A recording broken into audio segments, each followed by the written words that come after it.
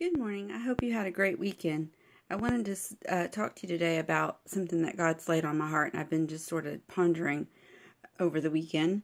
It's in Matthew 22, verse 14. For many are invited, but few are chosen. A lot of translations change that word invited to called. For many are called, but few are chosen. So we can stop and think, and people can think that, oh gosh, I don't think I was invited or I was chosen.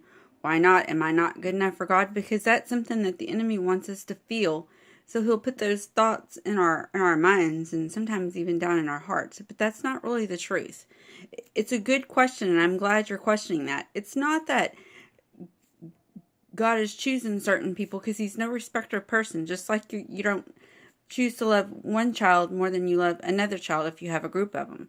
I'm determined to treat my children the same. So when we go shopping for school shoes and we go to Payless and find the spring flats on sale for $10, I'll grab several pair. But I don't want to give Madison more shoes for school than Aiden. I don't think that's fair. And for a small child, it looks like I care about one more than the other.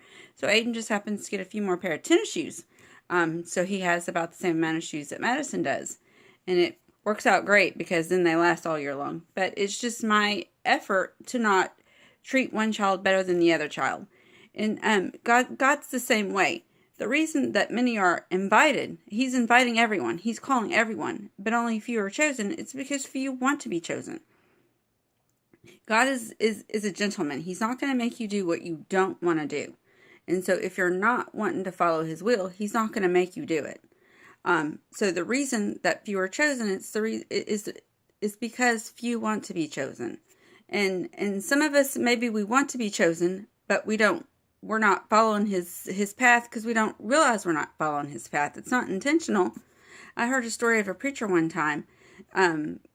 He was being dealt with by God about something that God wanted him to do, and he was a preacher, and he mentioned that, and God said, well, I never called you to be a preacher. So it's not like we're not trying to follow his path, we just don't realize we're not. And so you are called and you are chosen if you want to be.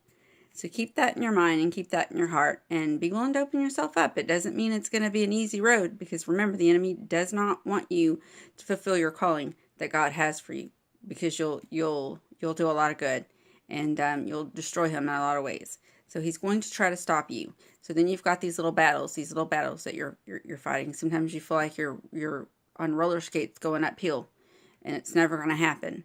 But don't worry about the battles. Don't worry about how well you fight them or don't fight them. Don't worry about whether you were a Christian or not through that particular battle. Keep focusing towards the war, because as long as you win the war, that's all that matters. And as long as you keep your focus on God, and you keep him in your heart, and you convert with them and ask for forgiveness for the little battles that maybe you lost or didn't act right on, then you'll win the war, and that's what matters. I hope you have a great week, and I'll see you next week.